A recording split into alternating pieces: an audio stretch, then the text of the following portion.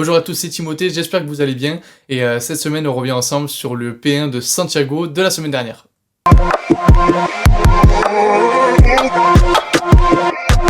Par où commencer? On a encore eu le droit cette semaine à un tournoi complètement dingue, avec des conditions de jeu ultra rapides, puisque je le rappelle, hein, Santiago est situé en altitude, ce qui favorisait extrêmement les smatchs. Donc on a vu des joueurs de gauche qui se sont régalés, hein, qui ont smatché derrière la ligne dans tous les sens, des par 3 de partout, des balles qui remontaient à une hauteur complètement dingue.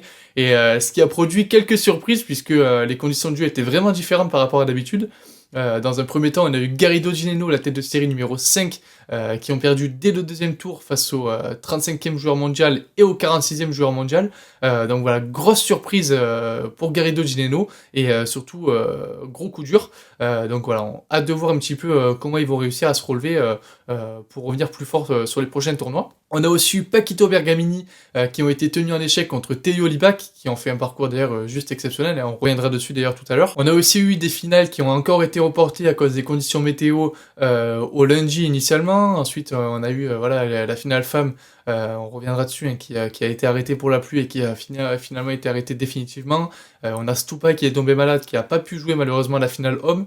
Donc voilà, un tournoi assez particulier, c'est aussi ce qui explique le retard de cette vidéo, puisque du coup j'ai dû m'adapter un petit peu à tous ces changements-là. Et la plus grosse surprise sur ce tournoi-là, c'est évidemment la défaite de Coelho Tapia face à Cardona Augsburger sur un match complètement dingue de la part des deux jeunes, qui ont vraiment su s'adapter aux conditions de jeu. On a Augsburger qui a se matché dans tous les sens évidemment. On va voir qu'ils ont beaucoup joué en bas, et donc c'est le premier match qu'on va analyser aujourd'hui. Donc voilà, une défaite de Coelho Tapia 7-6-6-4 face à Cardona Augsburger, qui, on l'a vu, et ça se reflète aussi sur les stats, hein, de Paddle Intelligence, ont beaucoup joué en bas pour éviter de faire smatcher Coelho ou Tapia. On a vu Coelho qui a fait seulement 3 tentatives de smash sur le match. C'est je pense le taux le plus faible depuis le début de la saison, avec seulement un smash réussi, donc ce qui montre qu'il a vraiment été lobé très peu de fois. On a Tapia qui a un peu plus matché, mais voilà. Globalement, la tactique de jeu, c'était de leur faire jouer beaucoup de volets et de se projeter très rapidement vers l'avant, ce que Cardona Augsburger ont su très bien faire et ont montré un niveau de jeu juste exceptionnel. Donc après, on peut se poser la question aussi de l'état de santé de Tapia. Je vous rappelle qu'il avait été strappé le tournoi précédent, il est revenu strapper aussi pour ce tournoi-là. Donc voilà, on se pose un petit peu des questions sur son état de santé et son état de forme.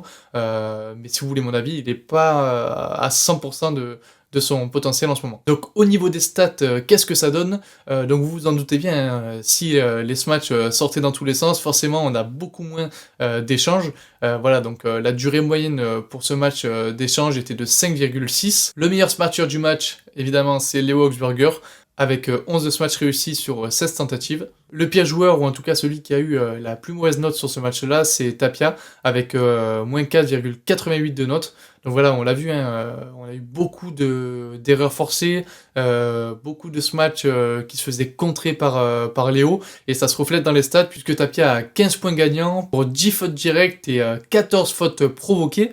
Donc les fautes provoquées, qu'est-ce que ça veut dire? C'est par exemple si vous claquez votre meilleur volley et que l'adversaire essaie de défendre mais la renvoie dans le filet, on appelle ça, c'est pas une faute directe, là c'est une erreur forcée grâce à un bon coup de l'adversaire. Le meilleur joueur du match, c'est Leandro Augsburger avec 25 points gagnants, qui arrive à la fin de ce match avec une note de 11,5. Donc malheureusement pour eux, derrière Cardona Augsburger perd en 3-7 face à Théo Libac sur un match complètement dingue, avec Juan Tello qui nous a montré qu'il était toujours présent, qui a des stats juste hallucinantes, avec 36 points gagnants et qui termine le match avec la note de 17,77, ce qui est juste monstrueux.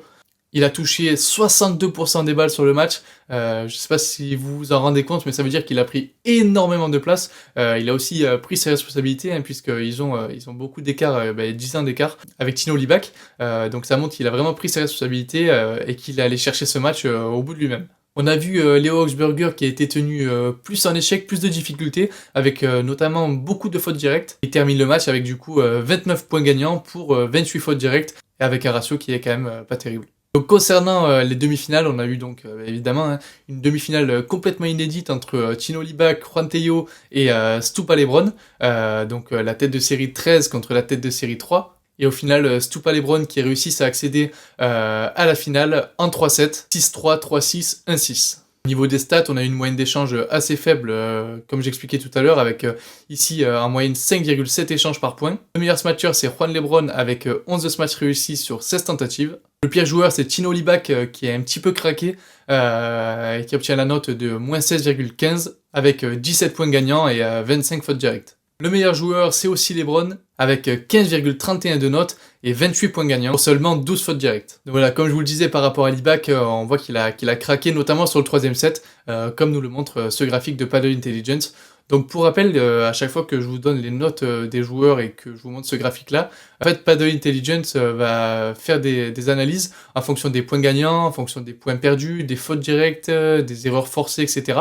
Et au final, ça va nous donner ces courbes-là et ces points-là. Donc forcément, au plus vous faites de matchs gagnants et de points gagnants, au plus vous allez augmenter dans les points et au plus vous allez faire de fautes directes, au plus vous allez baisser. Donc c'est ce qui nous donne derrière ce ratio avec les notes que je vous donne pour chaque joueur. On a aussi eu la tête de série 4 qui est en grande forme en ce moment, Yangas Nieto, qui a malheureusement perdu contre Chingoto Galan. Donc la demi-finale s'est jouée en night session, donc évidemment les balles sortaient beaucoup moins, ce qui a complètement une nouvelle fois changé le style de jeu de chaque joueur, et ça se voit notamment sur les stats, avec une durée moyenne d'échange par point de 9,2, donc voilà, qui double quasiment par rapport aux demi qui se sont joués en journée.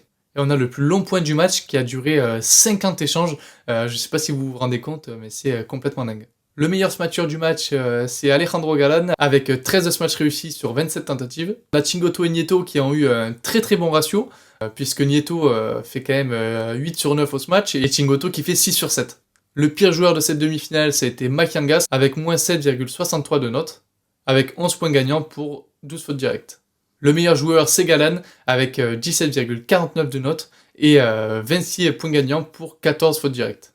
Au niveau de la finale, comme je vous le disais tout à l'heure, malheureusement, malgré le décalage du dimanche au lundi, on a Stupa qui est tombé malade et qui a malheureusement pas pu jouer cette finale homme, donc Chingoto Galan qui font le doublé après Miami. Maintenant, ça devient un petit peu pénible d'avoir tous ces reports, d'avoir tous ces problèmes. On a la finale dame qui a pas pu se finir à cause de la pluie, on a la finale homme qui s'est pas jouée, donc ça pose évidemment de gros problèmes au niveau de la diffusion, ça pose de gros problèmes au niveau des cash prizes, au niveau des points, comment ça va se passer, comment ça va se répartir. D'ailleurs, je suis toujours dans le flou par rapport à ça, j'ai essayé de faire des recherches de partout, mais pour l'instant j'ai rien trouvé et Premier Paddle ne communique pas dessus. Donc je vous laisse me dire en commentaire si vous avez un petit peu des idées par rapport à comment ça va se passer, notamment sur la finale dame qui s'est jouée, puisque pour rappel, la finale dame a été arrêtée au début du troisième set, donc on n'a pas pu déterminer de vainqueur, donc je sais pas du tout comment ça va se passer au niveau des points et des cash prizes, donc voilà, n'hésitez pas à me dire en commentaire si vous en savez plus à ce niveau-là. Donc voilà, j'espère que cette vidéo vous aura plu, désolé pour le retard, mais donc évidemment c'était pas simple avec tout ce qui s'est passé.